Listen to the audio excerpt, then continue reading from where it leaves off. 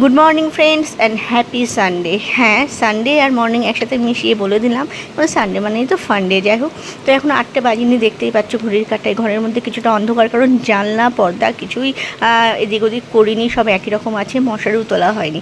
আমি আজকে একটু আর্লি মর্নিংয়ে উঠেছি, কারণ আজকে আমার বাইরে যাওয়ার একটা প্রোগ্রাম আছে। তো তোমাদের আকাশটা দেখালাম, দেখলে কি সুন্দর পুজো পুজো একটা আভাস দিচ্ছে। আর আমার মোটামুটি এখন স্নান ফান সবই হয়ে গেছে। চটজলদি আমি ব্রেকফাস্টটা করে নিচ্ছি।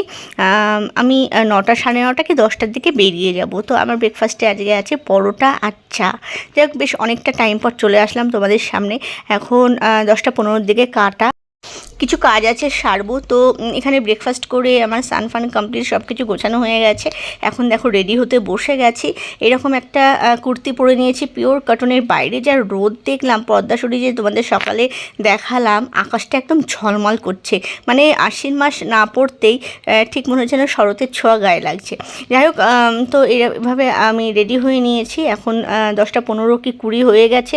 আমি কৃষ্ণনগর লোকালটা ধরবো, যেটা আমার স্টেশনে টাইম হচ্ছে 10টা 29। তো তার আগে আমাকে বেরোতে হবে, টিকিট কাটতে হবে। হ্যাঁ, সানগ্লাসটা নিতে ভুলে গেছিলাম। আর এই সানগ্লাসটা আনো তো, এবার যে দীঘায় গেছিলাম লাস্ট টাইম, তো মানে সেবার কিনেছিলাম, কিন্তু ব্যবহার করা হয়নি, একদমই নতুন আছে। সবচেয়ে ভালো কথা হচ্ছে সানগ্লাসটা না, মানে একদমই এর কাজটা এত সুন্দর। চলো তোমাদের খুলে দেখাই। ভীষণ ভালো লাগছিল আমার। মানে একটা দেখবে জিনিস মনের মতো হয়।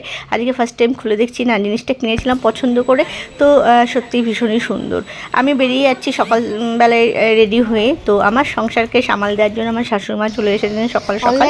দেখো বেরিয়ে পড়লাম। এখন স্টেশনে যাই, গিয়ে দেখি যে কতটা লাইন পড়েছে বা কী। রবিবার যদিও ইয়ে থাকে না, আজকে রবিবার। তো রবিবার যদিও লাইন পড়ে না, কিন্তু একটা রবিবারে বিশাল লাইন পড়ে। আজকে হয় না কী আছে, ট্রেনের টাইম একদম হয়ে আছে। আমি কৃষ্ণনগর লোকালটা ধরবো।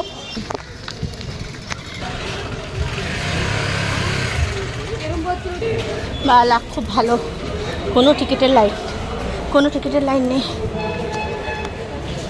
টিকিটটা কেটে নিই। শিয়ালদা রিটার্ন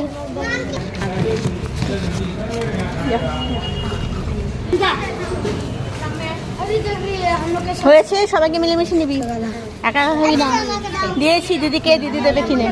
ওরে বাবা রে, একজনকে দিলে না, এত বাচ্চা। কি হয়েছে? আর কিছু না, দিদিকে দিয়ে দিয়েছি, দিদি দিয়ে দেবে। 10টা 29-এর ট্রেন। তো কৃষ্ণনগর লোকালটা আসছে। তো আমি একবারে ওই 2 নম্বর প্ল্যাটফর্মে গিয়ে দাঁড়াই, যাবো ওই দিক থেকেই। অ্যানাউন্সের পরে ভেবেছিলাম যাবো, কিন্তু দরকার নেই। এখন 10টা 22 হয়ে গেছে, বেশি টাইম হাতে নেই, গিয়ে দাঁড়িয়ে পড়ি। ওদিকে আপে কৃষ্ণনগর লোকাল ঢুকছে, ডাউনে এখনও কৃষ্ণনগর লোকালের কোনো অ্যানাউন্সমেন্ট নেই, কারণ টাইম হয়নি যদিও।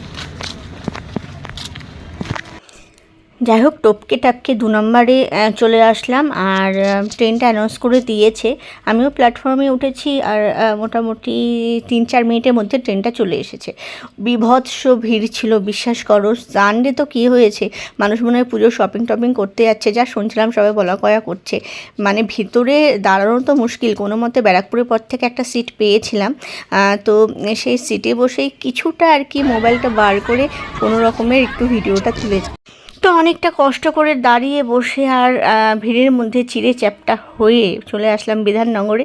এখানে এসেই সুন্দর দেখতে পারলাম যে গণপতি বাপ্পার পুজো হয়েছে, সুন্দর করে সাজিয়েছে বেশ ঝাড়বাতি ফাতি দিয়ে।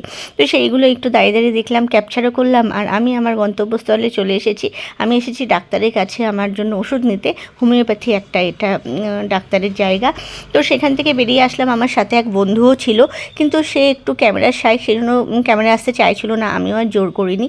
এখানে লাঞ্চটা করে নিচ্ছি। দেখো, বাসন্তী পোলাও আর মাটন, সাথে হচ্ছে স্যালাড আর চাটনি দিয়ে একটা কম্বো থালি ছিল, সেটাকেই নিয়েছি।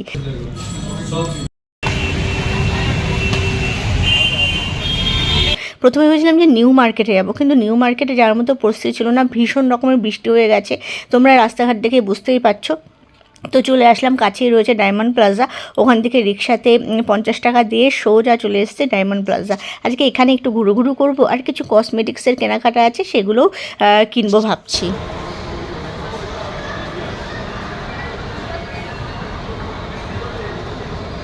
এখানে কফি শপে বসে সময় কাটাতে বেশ ভালো লাগে, কিন্তু এই মাত্র লাঞ্চ সারলাম, তো এখন তো না, বিকালের দিকে দেখছি কী করা যায়। একবার ভেবেছিলাম CC2-তে যাব, কারণ ওখানে সপারেলের কিছু প্যালেট পাওয়া যাচ্ছে শুনেছিলাম, যেটা ডায়মন্ড প্লাজাতে পাওয়া যায় না। তো অনেকটা দূর আর বৃষ্টি বাদলা বলে গেলাম না, প্ল্যানটা ক্যান্সেল করলাম। তবে মনে হচ্ছে আর একদিন বেরোতে হবে, কারণ নিউ মার্কেটটাও কিন্তু প্ল্যানে রইলো। নিউ মার্কেটটা যেতে হবে, প্রচুর জিনিস, মানে ওখানকার মতো কেনাকাটা করে আনন্দ না আর কোথাও পাওয়া যায় না। পার্পেল শেড,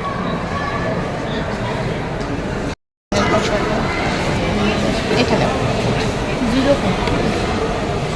04 দেখো 04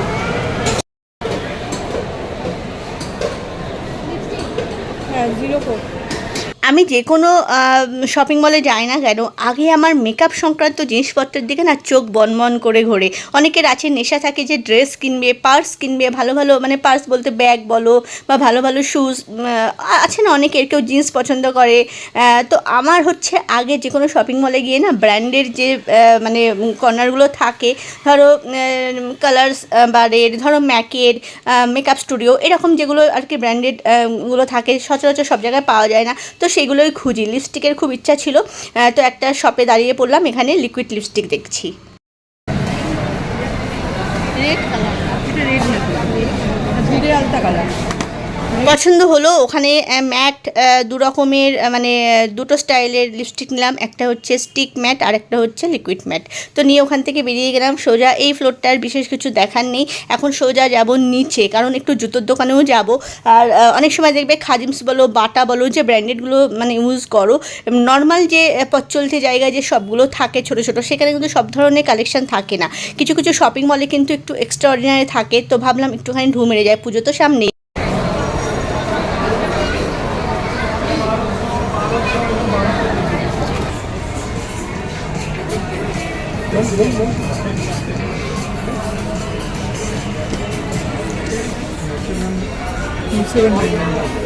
কোনো ডিসকাউন্ট নেই, ডিসকাউন্ট নেই, বাট এর সঙ্গে একটা বেসিক নেবেন, একটা অফার মানে এর সাথে আমরা কোনো গার্মেন্টসও নিতে পারি।